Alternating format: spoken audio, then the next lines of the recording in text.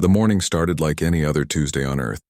People went to work, children attended school, and families gathered around breakfast tables. No one expected that by evening, humanity would witness the most horrific act of violence in their species' history.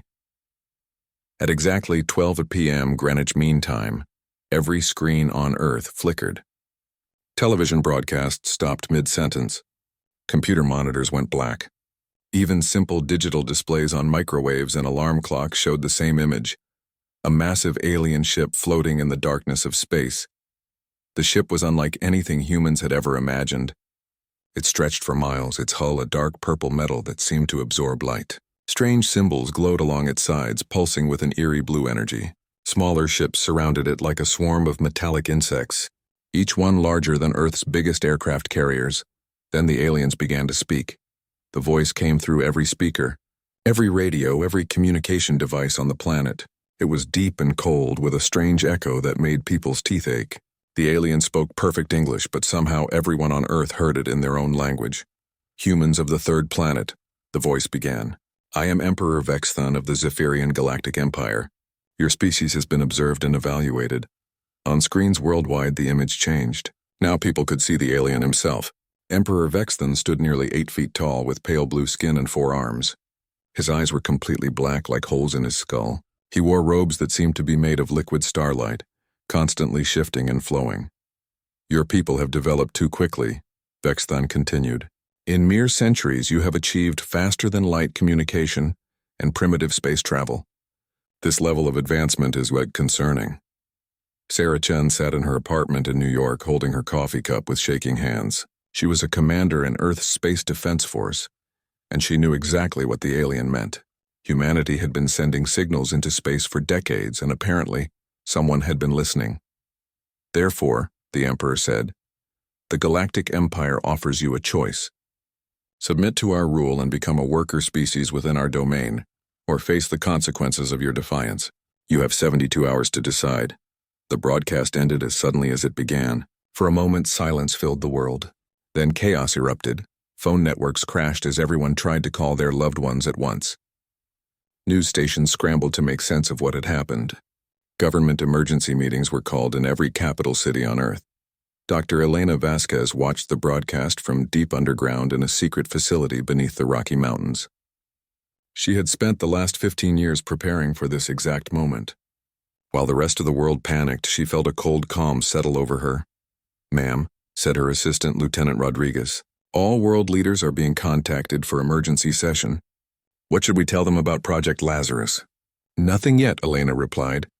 "Let's see how desperate they become first." Above ground, the debate raged for 3 days. Some countries wanted to surrender immediately. Others demanded they fight no matter the cost. The United Nations held emergency session after emergency session, but could not reach agreement. On the lunar colonies, 10 million humans went about their daily lives, unaware that they had become pawns in a cosmic game. The research stations on Mars continued their work. The asteroid mining operations kept harvesting resources to send back to Earth. Commander Chen found herself assigned to the lunar base as tensions rose. She watched Earth through the observation deck windows, a blue marble hanging in the black void. She wondered if she would ever see her home planet again. The 72 hours passed quickly. When the deadline arrived, the United Nations had reached their decision. Secretary General Martinez stood before the assembled representatives of every nation on Earth. "The human species," he declared, "rejects the Zephyrian Empire's ultimatum. We will not become slaves. We choose freedom, whatever the cost." The alien response was immediate. Every screen on Earth flickered back to life. This time Emperor Vexthun looked genuinely surprised. His forearms spread wide in what might have been amazement. "Fascinating," he said. "Your species chooses extinction over servitude. This is unexpected. Very well. Let us provide you with a demonstration of what defiance costs." The camera view changed. Now humans could see space itself, as if they were floating among the stars. In the distance, they could see the moon, with its sprawling colonies and research domes glittering like jewels on the gray surface. "Your off-world settlements contain approximately 10 billion individuals," Vexthun narrated calmly. "Consider this an educational experience." The Zephyrian ships moved into position around the moon. They were massive, each one the size of a small city. Strange weapons emerged from their hulls, crackling with the same blue energy that had marked their symbols.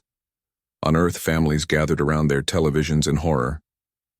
They watched as friends and relatives on the lunar colonies went about their normal routines, completely unaware of what was about to happen. Commander Chen stood in the lunar base's main corridor when the attack began. She felt the artificial gravity fluctuate for a moment. Then everything went wrong at once. The Zephyrian weapons did not fire simple energy beams. Instead, they somehow channeled the power of the sun itself. Streams of solar plasma, heated to millions of degrees, struck the lunar surface like the fist of an angry god. The colony domes vaporized instantly. 10 million people simply ceased to exist, converted to pure energy in the blink of an eye. The lunar surface itself began to melt under the incredible heat. But the aliens were not finished. The camera view shifted to Mars, where another 5 billion humans lived and worked in the research stations. The red planet's thin atmosphere could not protect them as more Zephyrian ships unleashed the same terrible weapons. Finally, the view moved to the asteroid belt where mining operations housed the remaining off-world population. Entire asteroids melted like ice cubes in a furnace as the solar plasma weapons swept through the mining platforms. In less than 20 minutes, 10 billion human beings were dead. On Earth, the silence was deafening. Families stared at blank screens, unable to process what they had just witnessed. Parents who had just watched their children die. Children who would never see their parents again. Elena Vasquez felt tears running down her cheeks as she watched from her underground facility. She had known this day would come, but knowing and experiencing were very different things. Emperor Vexthan appeared on screens one final time. His expression had not changed throughout the massacre. He looked as calm as if he had just finished reading a weather report. "This concludes our demonstration," he said. "Your species now has 24 hours to reconsider your position. When that time expires, we will begin the systematic elimination of your remaining population. Your defiance will be remembered as the moment you chose extinction over wisdom." The broadcast ended, leaving 8 billion humans alone with their grief and terror. But deep underground, in facilities that the aliens had never detected, other humans were already moving. Project Lazarus had been waiting for this moment for decades. The Zephyrian Empire had just made the biggest mistake in their long history. They had shown humanity exactly what they were capable of. Now it was time for humans to return the favor. The war was about to begin, and the aliens had no idea what they had awakened. The 24 hours passed like a nightmare that refused to end. Across Earth, people huddled in their homes, watching the sky for signs of the alien ships that would bring their destruction. Some prayed to whatever gods they believed in. Others spent their final hours with loved ones. Many simply sat in shocked silence, unable to accept that their species was about to end. But beneath the surface of the planet, in places so deep that most humans had forgotten they existed, a different kind of activity was taking place. Dr. Elena Vasquez stood in the central command room of Facility 7, one of 12 hidden installations that had been built over the past 30 years. The room was carved from solid rock 3 miles beneath the Colorado mountains. Banks of computers lined the walls, their screens casting blue light across the faces of the scientists and military personnel who worked at them. "Status report," Elena called out as she entered the room. "All facilities are online and ready," replied Dr. James Harrison, her second in command. "Ghost Fleet construction completed 2 hours ago. The quantum drives are functioning within acceptable parameters." Elena nodded. She looked tired, older than her 50 years. The weight of humanity's survival rested on decisions she had made decades ago, when most people thought aliens were just science fiction. "Have you made contact with the world leaders?" she asked. "President Walsh and the other heads of state are being brought to Facility 1 as we speak," James replied. "They still don't know what Project Lazarus actually is." Elena smiled grimly. "They're about to find out." Above ground, the emergency evacuation had begun. Military helicopters landed at secret locations around the world, picking up confused politicians and government officials. They were told only that there was a classified survival plan that required their immediate attention. President Sarah Walsh found herself in a helicopter flying over the Nevada desert, accompanied by the heads of state from China, Russia, and the European Union. None of them spoke during the flight. What was there to say? In a few hours, their entire species might be extinct. The helicopter landed at what looked like an abandoned military base. Rusty buildings and empty parking lots stretched in all directions. But appearances were deceiving. The passengers were quickly led to an elevator that descended much farther than any normal building would require. When the doors opened, they found themselves in a gleaming corridor that stretched for hundreds of yards in both directions. The walls were lined with blast doors marked with symbols they didn't recognize. Armed guards stood at attention every 50 feet. "Welcome to Facility 1, said General Marcus Torres, the man who had been in charge of military security for Project Lazarus. "Please follow me. Dr. Vasquez is waiting for you." The world leaders were led through a maze of corridors and security checkpoints. Some areas required fingerprint scans. Others used devices that seemed to read their DNA. Finally, they arrived at a massive chamber that took their breath away. The room was the size of an aircraft hangar, but instead of planes, it contained something that looked like it belonged in a science fiction movie. A sleek black ship hung suspended from the ceiling by invisible forces. Its surface seemed to shimmer and shift as if it wasn't quite solid. "What is this?" President Walsh whispered. "This," said Elena Vasquez as she approached the group, "is humanity's revenge." She led them to a viewing platform that overlooked the chamber. 30 years ago, when we first detected artificial signals from deep space, some of us realized that contact with aliens might not be peaceful. We began Project Lazarus to prepare for the worst-case scenario. The Chinese premier Li Wei stared at the ship below them. "How is it possible? The technology required for something like this."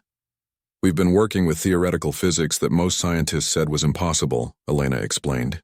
"Quantum mechanics, dimensional manipulation, controlled black hole generation.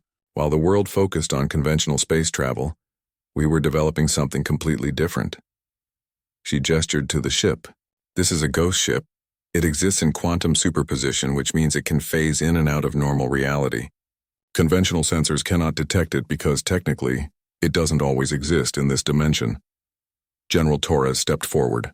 "We've built 67 of these ships across all 12 facilities. Each one is powered by a controlled micro-black hole and armed with reality disruption weapons." "Reality disruption weapons?" asked the Russian President Dmitry Petrov. "Weapons that can affect the fundamental forces of physics," Elena replied. "We can destabilize atomic bonds, manipulate gravitational fields, and create localized time distortions.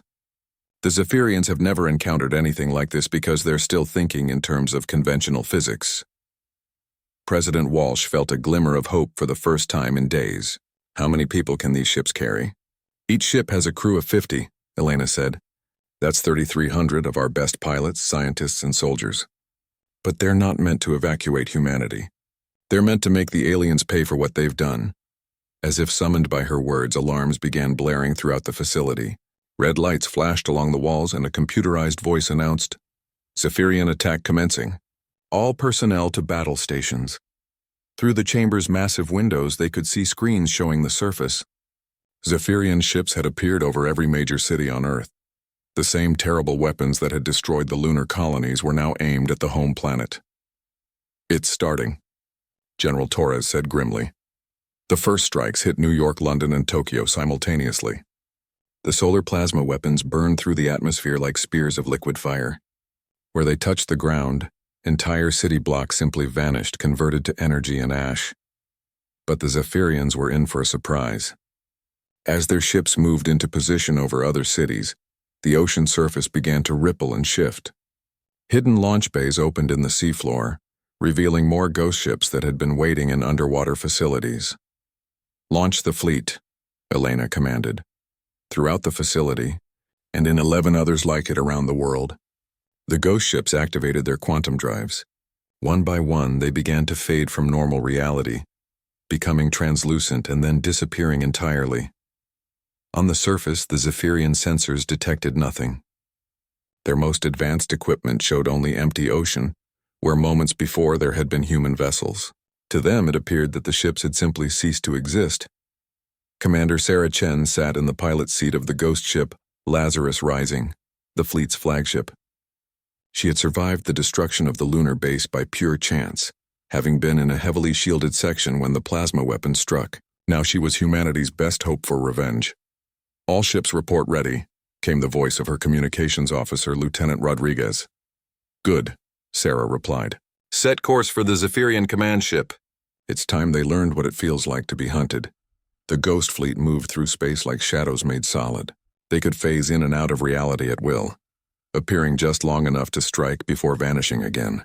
Their quantum drives left no energy signature that conventional sensors could detect. The first Zephyrian ship to die was a destroyer orbiting over Los Angeles. The ghost ship Retribution phased into normal space directly behind it and fired a reality disruption torpedo. The weapon struck the alien vessel's hull and began unmaking the atomic bonds that held its metal together. To the Zephyrian crew, it looked like their ship was simply dissolving. Hull plates fell apart into component atoms. Internal systems failed as the quantum field spread through their vessel. Within seconds, the destroyer was nothing but a cloud of free-floating particles. Ghost Ship 2 to Fleet Command. Came the transmission. Target destroyed. No survivors. Moving to next target. Across Earth's orbit, the same scene played out again and again. Ghost ships would appear from nowhere, destroy a Zephyrian vessel, and vanish before any response was possible. The aliens found themselves fighting an enemy they could not see, could not track, and could not understand. Emperor Vexthon watched from his command ship as his fleet was systematically destroyed. His forearms gestured frantically as he tried to make sense of the reports coming in from his surviving captains. Impossible, he roared. How can primitive humans possess such technology? Our sensors show nothing. His chief scientist, a nervous creature named Zithok, examined the data with growing confusion. My lord, the energy signatures make no sense. It appears the human ships are existing in multiple dimensional states simultaneously. Explain. They seem to be using quantum superposition on a macro scale, Zithok said hesitantly. Theoretical physics suggests this might be possible, but the energy requirements would be astronomical. Vexthon's black eyes narrowed. Are you telling me that these primitives have mastered dimensional physics? It appears so, my lord. And there's something else. The weapons they're using, they're not just destroying our ships, they're unmaking them at the quantum level. Before Vexthon could respond, his command ship shuddered as something struck its shields, but his sensors showed nothing in the immediate area. Shields down to 60%, called out his tactical officer. But I'm detecting no attacking vessels. Through the viewports, Vexthon could see flashes of light as more of his ships died. 6 months had passed since the Battle of Earth, and the Zephyrian Empire was beginning to understand what fear truly meant. Admiral Korthex stood on the bridge of his flagship, the stellar dominance reviewing reports that made less sense each day. As the Empire's most experienced military commander, he had fought wars across a dozen star systems and conquered hundreds of worlds. But nothing in his long career had prepared him for hunting an enemy that seemed to exist outside the laws of physics. Status report, he demanded, his 3 eyes focusing on the nervous communications officer. Sir, we've lost contact with Outpost Gamma 7 in the Kepler system. The officer replied, his voice trembling. That makes 43 installations that have gone dark in the past month. Korthex's forearms clenched into fists. Outpost Gamma 7 had been one of their most heavily defended positions, with a full fleet of battleships and enough firepower to destroy a small planet. If it had fallen, then nowhere in Zephyrian space was safe. Any distress signals? Energy signatures? Debris fields? Nothing, sir. The outpost simply stopped transmitting. When our scout ships arrived, they found empty space. No wreckage, no survivors, no evidence that anything had ever been there. This was the pattern that had been repeating across the Empire for months. Human ships would appear from nowhere, strike with impossible weapons, and vanish without a trace. They left no evidence of their passage except for the complete disappearance of their targets. Commander Sarah Chen piloted the Lazarus Rising through the quantum foam between dimensions, her crew working silently at their stations. The Ghost Fleet had evolved beyond their original mission of defending Earth. Now they were taking the war to the enemy, hunting Zephyrian forces across 12 star systems. Target acquired, reported Lieutenant Rodriguez from the sensor station. Zephyrian supply convoy, 8 ships, minimal escort. Sarah studied the tactical display. The convoy was carrying supplies to a military base in the Vega system. Destroying it would force the Empire to reroute resources and weaken their defensive positions. All ships prepare for synchronized strike, she ordered into her communicator. Remember, we leave one survivor. They need to spread the word. This had become standard procedure for the Ghost Fleet. They would destroy most of a Zephyrian force but deliberately allow one ship to escape. The surviving crews would carry stories of phantom ships and impossible weapons back to their commanders, spreading fear throughout the Empire. The attack came without warning. One moment, the Zephyrian convoy was traveling peacefully through hyperspace. The next, reality itself seemed to tear apart around them. Ghost ships phased into normal space like nightmares made real. Their weapons fired not energy beams or missiles, but controlled distortions in the fabric of spacetime. The first convoy ship simply folded in on itself, as its local gravity field was inverted. The second had its molecular bonds destabilized, causing it to crumble into dust. The third was caught in a temporal distortion that aged it 10,000 years in seconds. Captain Zektar, commanding the convoy's escort destroyer, watched in horror as 7 of his 8 ships were destroyed in less than 30 seconds. His crew screamed orders at each other, trying to return fire at an enemy they could barely see. "Lock weapons on the lead ship," Zektar commanded. "Sir, the targeting computers can't get a fix," his weapons officer replied. "The ships appear to be existing in multiple dimensional states simultaneously." Before Zektar could respond, his ship's communication system crackled to life. A human voice speaking perfect Zephyrian filled the bridge. "Captain Zekatar," the voice said calmly, "this is Commander Sarah Chen of the human ghost fleet. You are the sole survivor of this engagement by our choice, not by accident." Zektar's 3 eyes widened. "Impossible. How do you know my name?" "We know many things about your empire," Sarah replied. "We know about your military bases, your supply routes, your command structure. We've been watching and learning while your people thought Earth was defeated." "What do you want?" Zektar asked. "I want you to carry a message to your superiors," Sarah said. "Tell them that the humans remember. Tell them that every one of our 10 billion dead will be avenged. Tell them that we are coming for all of you." Zektar's ship shuddered as something passed close by, but his sensors showed nothing. "You cannot defeat the entire empire with a handful of ships." "Watch us," Sarah replied, and then the transmission ended. Seconds later, Zektar found himself alone in empty space. The ghost ships had vanished as suddenly as they had appeared, leaving him with nothing but the memory of his terror and the knowledge that humanity was far from defeated. Back in the capital system of the Zephyrian Empire, Emperor Vexthon paced angrily through his throne room. Reports of human attacks were coming in daily now, each one more disturbing than the last. His massive fleet, which had once conquered half the galaxy, was being systematically destroyed by an enemy that seemed to exist outside normal reality. "My lord," said his chief advisor, "Mordek, perhaps it is time to consider negotiation with the humans." Vexthon spun around, his black eyes blazing with fury. "Negotiation? With primitives? You forget yourself, Mordek. We are the Zephyrian Empire. We do not negotiate with inferior species. But my lord, our losses are temporary setbacks," Vexthon roared. "Order Admiral Korthek to mobilize the 7th Fleet. I want every ship in that sector searching for these phantom vessels." They must have a base of operations somewhere. What Vexthon didn't know was that the Ghost Fleet's base of operations was everywhere and nowhere. The ships existed in quantum superposition, able to phase between dimensions at will. They could appear in any star system without warning, strike their targets, and retreat to the safety of folded space where no conventional sensors could follow. Dr. Elena Vasquez monitored the war from her underground facility on Earth. The planet's surface was still scarred from the Zephyrian bombardment, but the hidden installations remained intact. From here, she coordinated the Ghost Fleet's operations and planned their next moves. "Status report on Operation Nightmare," she requested from her communications team. "All targets in the Centauri sector have been eliminated," came the reply. "The Zephyrians have withdrawn their remaining forces to fortified positions. They're clearly afraid to operate in open space." Elena smiled grimly. This was exactly what she had hoped for. By forcing the Empire to retreat to defensive positions, the Ghost Fleet was breaking their will to fight. Fear was a weapon more powerful than any reality disruption torpedo. "What's our next target?" she asked. "Commander Chen has identified a major military academy in the Rigel system," her tactical officer replied. "Intelligence suggests it trains their elite officers. Destroying it would cripple their command structure for decades." "Approved," Elena said.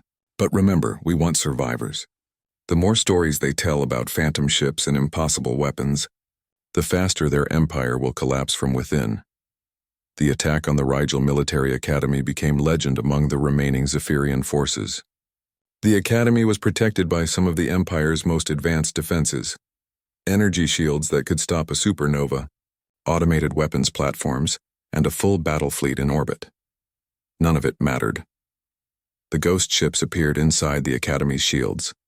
Having phased through the energy barriers as if they didn't exist, they used their reality disruption weapons to selectively destroy the facility's main buildings, while leaving the dormitories intact. Thousands of cadets and instructors watched in terror as their classrooms and training facilities simply ceased to exist, unraveled at the quantum level by weapons that seemed like dark magic. The message was clear: nowhere was safe. The humans could strike anywhere, anytime, and there was nothing the Empire could do to stop them. Cadet Velka was one of the survivors who escaped the academy in a small shuttle.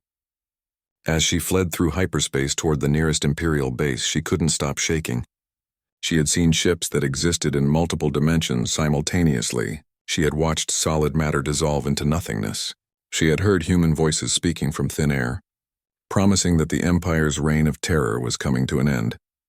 When she reached the base and filed her report, Velka's commanding officer initially didn't believe her story. Phantom ships that could phase through solid matter, weapons that unraveled reality itself. It sounded like the ravings of someone who had suffered a complete mental breakdown. But similar reports were coming in from across the Empire. Survivors of human attacks all told the same impossible story: ships that appeared from nowhere, weapons that defied physics, and a human enemy that seemed to know everything about Imperial operations. Admiral Korthek read these reports with growing unease. As a military strategist, he understood that the humans had achieved something unprecedented in galactic warfare. They had made themselves effectively invisible to conventional detection, while maintaining the ability to strike anywhere in Imperial space. "Sir," said his intelligence officer, "we've detected a pattern in the human attacks. They seem to be targeting our supply lines and communication networks specifically." Korthek studied the tactical display. Red markers showed the locations of human attacks over the past 6 months. The pattern was clear. The humans weren't just striking randomly. Emperor Vexthan stood before the massive view screen in his throne room, watching his empire burn. The holographic display showed the current state of Zephyrian space, and what he saw filled him with a rage so pure it made his 4 arms tremble. Red zones marked systems that had gone completely dark. Yellow areas indicated regions where Imperial forces had retreated to fortified positions. Green, representing secure Imperial territory, was becoming increasingly rare. In just 8 months, the humans had reduced his mighty empire to a collection of frightened worlds, hiding behind whatever defenses they could muster. "My lord," said Admiral Korthek as he entered the throne room, "I must report another devastating loss. The humans have destroyed the Tau Ceti shipyards." Vexathan's black eyes narrowed. The Tau Ceti shipyards had been one of the Empire's most important industrial centers, capable of producing 50 warships per month. Its destruction would cripple their ability to replace the vessels they were losing to the Ghost Fleet. "How?" Vexthan demanded. "The shipyards were protected by an entire battle fleet." "The human ships appeared inside our defensive perimeter," Korthek replied wearily. "They used their reality disruption weapons to destabilize the shipyard's quantum foundries. The resulting explosion destroyed everything within 1,000,000 kilometers. And the battle fleet? Gone. No survivors." Vexthan turned away from the view screen, his rage finally boiling over. With a roar of fury, he swept everything off a nearby table, sending priceless artifacts crashing to the floor. His advisors took several steps back, knowing better than to approach their emperor in this state. "Enough," Vexthan shouted. "I will not watch these primitives destroy everything we have built. If we cannot fight them with conventional means, then we will use unconventional ones." "My lord?" Korthek asked cautiously. "Initiate the Scorched space protocol," Vexthan commanded. A shocked silence filled the throne room. The Scorched space protocol was the Empire's most extreme military doctrine, reserved for situations where total victory was impossible. It called for the complete destruction of star systems to deny them to the enemy. "My lord," said Chief Advisor Mordek, "the protocol would require us to destroy inhabited worlds. Billions of our own citizens would die. Better that they die as loyal Zephyrians than live as human slaves. Vexathon replied coldly. Begin with the outer systems. If we cannot hold them, then no one will. What followed was perhaps the most horrific act of genocide in galactic history. Zephyrian forces began systematically destroying their own worlds rather than risk them falling to the humans. They used stellar manipulation weapons to trigger solar flares that sterilized entire planets. They collapsed the cores of gas giants, creating artificial supernovas that wiped out everything in their star systems. The first system to be destroyed was Kepler 442, home to over 3 billion Zephyrian colonists. The local governor had requested evacuation time for the civilian population, but Vexthon's response was swift and merciless. The star was destabilized before any evacuation could begin. News of the Scorched space protocol spread quickly through the Empire, and the reaction was immediate and violent. On dozens of worlds, Zephyrian citizens rose up in rebellion against their own government. Some planets declared independence and attempted to negotiate directly with the humans. Others simply fled in whatever ships they could find, becoming refugees in their own empire. Commander Sarah Chen received the news while her ship was hidden in the quantum foam near the Vega system.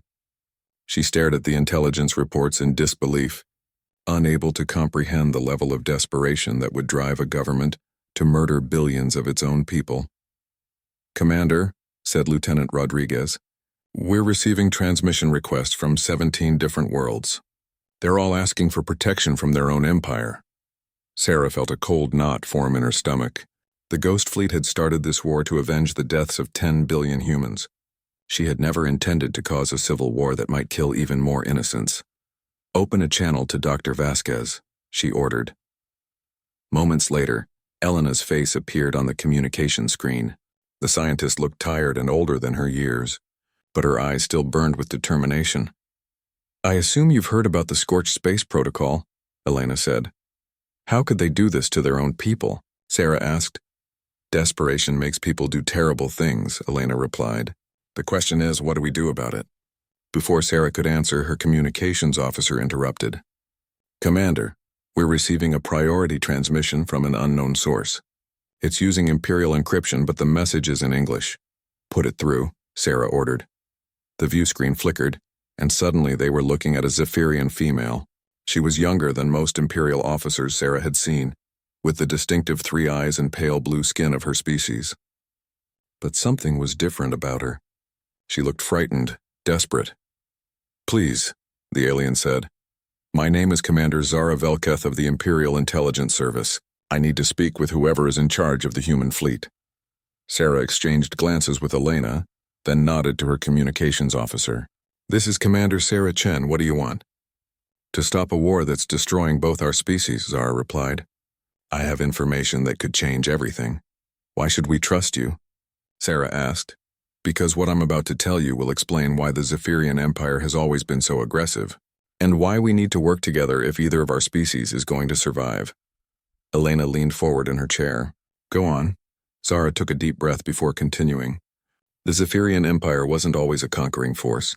1,000 years ago, we were a peaceful federation of worlds, but then something came from the galactic core, something that destroyed our homeworld and forced us to become the empire you know today. What kind of something? Sarah asked. We call them the Devourers, Zara replied. They're artificial intelligences from the early days of the galaxy, created by a species that died out millions of years ago. They consume entire star systems, converting all matter into computational substrate for their massive collective mind. Sarah felt a chill run down her spine. And they're still out there? They're coming, Zara confirmed. Our long-range sensors detected their advanced scouts 3 months ago.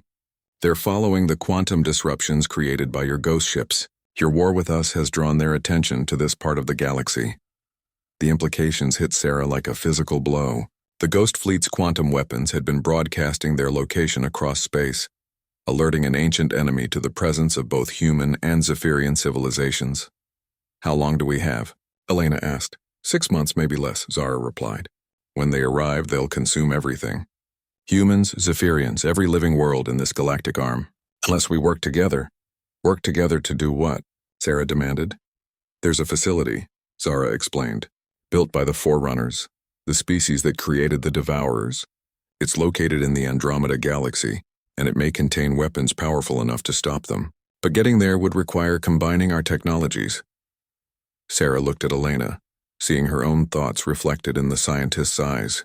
After months of war and revenge, they were being asked to trust their enemies and work with them to fight an even greater threat. Even if we believed you, Sarah said, how do we know this isn't just a trick to get us to lower our guard? Because, Zara replied, I'm about to give you the location of every major Imperial installation in this galaxy, including the coordinates of Emperor Vexithon's personal command ship. She transmitted a data package that made Sarah's tactical officers gasp in amazement.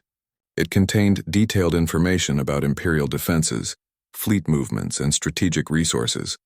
If the information was accurate, it would allow the Ghost Fleet to end the war within days. Why? Sarah asked.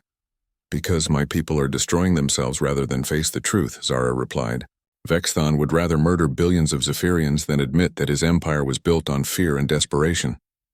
But there are others of us who remember what we used to be, before the Devourers forced us to become conquerors. Elena spoke up from her underground facility. Commander Chen, we need to verify this information. Already on it, Sarah replied. She turned back to Zara. If you're lying to us, I'll personally hunt you down and show you what our reality disruption weapons can do to a single person. I understand, Zara said. But please hurry. Every day we spend fighting each other is a day closer to the Devourer's arrival. Over the next 72 hours, human intelligence teams worked around the clock to verify Zara's information. To their amazement, everything checked out. The Imperial installations were exactly where she said they would be. The fleet movements matched her predictions perfectly. Most importantly, they confirmed the location of Emperor Vexithon's command ship. It's a trap, argued General Torres during the emergency strategy meeting.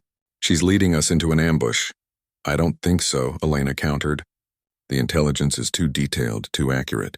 If they wanted to set a trap, they wouldn't give us information this valuable. Sarah studied the tactical data on her command screen. Vexthon's ship was heavily defended, surrounded by the last loyal fleets of the Empire, but with the Ghost Fleet's quantum capabilities, they could appear anywhere. The final battle for Emperor Vexthon's command ship lasted exactly 17 minutes. Commander Sarah Chen led the Ghost Fleet in a coordinated strike that appeared impossible even by their own standards.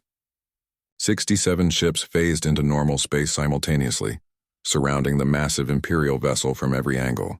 The Emperor's guards never had a chance to respond before reality disruption weapons began tearing through their hulls. Sarah's ship, the Lazarus Rising, materialized directly on the command ship's bridge. She watched through her viewports as Zephyrian officers scrambled for weapons that would never fire. Her quantum torpedoes didn't just destroy the ship's defenses, they unmade them at the atomic level, turning metal and energy into harmless particles. Emperor Vexthon, Sarah broadcast on all frequencies, this is the end of your empire. Surrender now and we'll consider letting some of your people live. The response came not from Vexthon, but from Commander Zara Velketh, transmitting from a ship nearby. Commander Chen, you need to see this. We've detected massive quantum signatures at the edge of the galaxy. The Devourers have arrived early. Sarah felt her blood turn to ice. They had expected 6 months to prepare for the ancient enemy. Instead, the Devourers had somehow crossed the void between galaxies in a fraction of that time. How many ships? She asked. It's not ships, Zara replied, her voice tight with fear. It's structures. Things the size of planets moving under their own power. Our long-range sensors count at least 50 of them. The battle around Vexthon's ship suddenly seemed pointless. Sarah watched her crews disable the last Imperial defenders, while her mind raced to understand what they were facing. Planet-sized machines meant technology beyond anything either humans or Zephyrians had imagined. All ships, ceasefire, she ordered. Emperor Vexthon, we need to talk. Now. The surrender negotiations took place aboard the Lazarus Rising, in a conference room that had been hastily cleared of weapons and secured by human marines. Vexthon arrived in restraints, his forearms bound behind his back, his black eyes burning with hatred. You have won, he said bitterly as he was forced into a chair. The Zephyrian Empire is yours to command. I don't want your empire, Sarah replied. I want your help. The Devourers are here, and we have maybe days before they start consuming everything in this galaxy. For the first time since Sarah had known him, Vexthun looked genuinely afraid. You're certain it's them? Commander Velketh activated a holographic display showing the incoming threats. Massive geometric structures, each one larger than Earth's moon, moved through space with impossible grace. They left trails of emptiness behind them, areas where stars and planets had simply ceased to exist. My God, whispered Dr. Elena Vasquez as she joined the conference via quantum communication. How do we fight something like that? You don't fight them, Vexthun said quietly. You run or you hide or you become something they can't consume. Those are the only options. What do you mean become something they can't consume? Sarah asked. Zara activated another display, this one showing a star map of the Andromeda Galaxy. The Forerunner facility I mentioned isn't just a weapons cache. It's a transformation center. The species that created the Devourers eventually realized their mistake and built a way to combat them. What kind of transformation? Helena asked. The Devourers consume biological matter and convert it to computational substrate, Zara explained.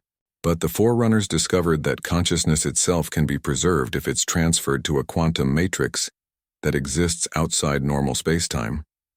Sarah stared at the display, understanding dawning on her. You're talking about giving up our physical bodies. Not giving up, Vexthun corrected. Evolving. The Forerunners found a way to maintain individual consciousness while existing as pure information. In that state, you can survive the Devourers' consumption process and fight them from within their own systems.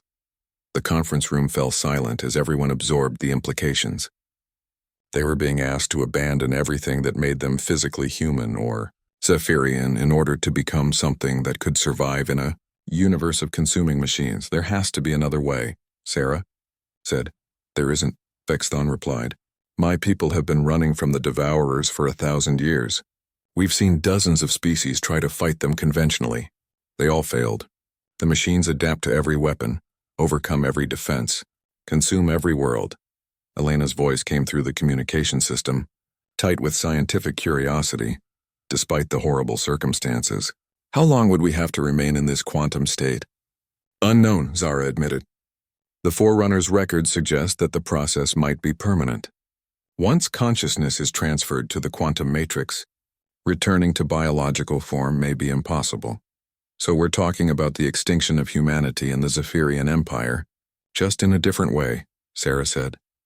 No, Vexthun said, leaning forward in his restraints. We're talking about survival and evolution. The consciousness that makes us who we are would persist. We would still be ourselves, just in a form that can exist after biological life has ended. Through the viewports of the Lazarus Rising, they could see the first signs of the Devourers' arrival. Distant stars were winking out one by one as the massive machines began their consumption process.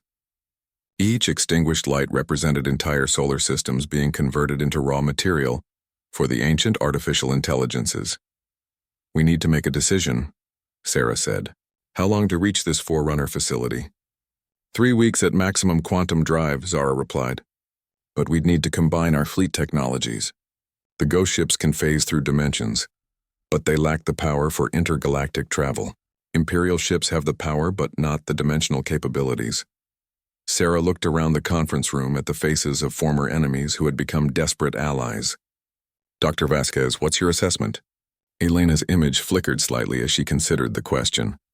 From a purely scientific standpoint, consciousness transfer is theoretically possible.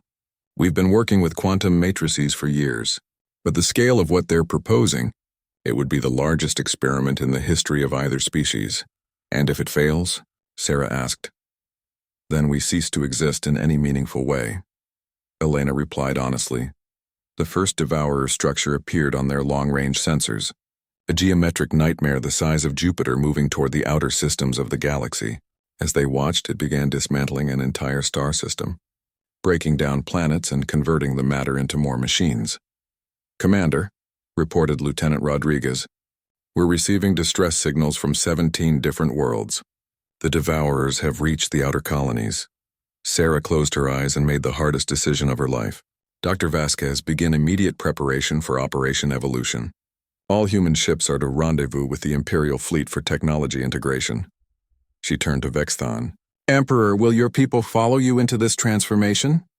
Those who choose survival over death will follow, Vexthon replied. Others may prefer to die as they lived. That is their choice to make. The next 3 weeks became a desperate race against time and extinction. Human and Zephyrian engineers worked side by side to merge their technologies, creating hybrid ships capable of both dimensional phasing and intergalactic travel.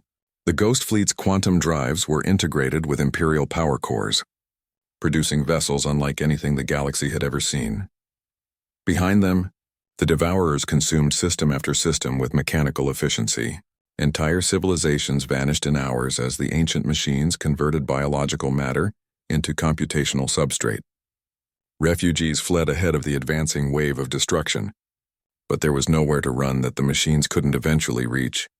Commander Sarah Chen stood on the bridge of the hybrid ship New Lazarus as they entered the Andromeda Galaxy. Around her, the combined fleet of humanity and the Zephyrian Empire prepared for a transformation that would either save them or destroy them.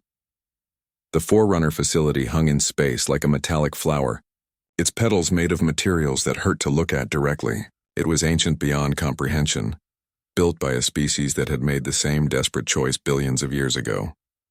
All ships, prepare for final approach, Sarah announced. Remember, once we begin the consciousness transfer process, there's no going back. We'll either emerge as something that can fight the Devourers from within their own systems, or will cease to exist entirely. Dr. Elena Vasquez had transferred herself to the New Lazarus for the final stage of their journey. She stood at the science station, monitoring the quantum readings from the Forerunner facility. The energy signatures are incredible, she reported. This thing has been operating continuously for billions of years, waiting for someone to activate its full potential. Are you ready? Sarah asked. Elena nodded, though her hands shook slightly. The quantum transfer matrices are online. Both human and Zephyrian consciousness patterns have been mapped. When we activate the system, everyone in the fleet will be uploaded simultaneously. Sarah opened a fleet-wide communication channel. All ships, all crews, this is Commander Chen. In a few minutes, we're going to become something new. Something that can survive in a universe where biological life is ending.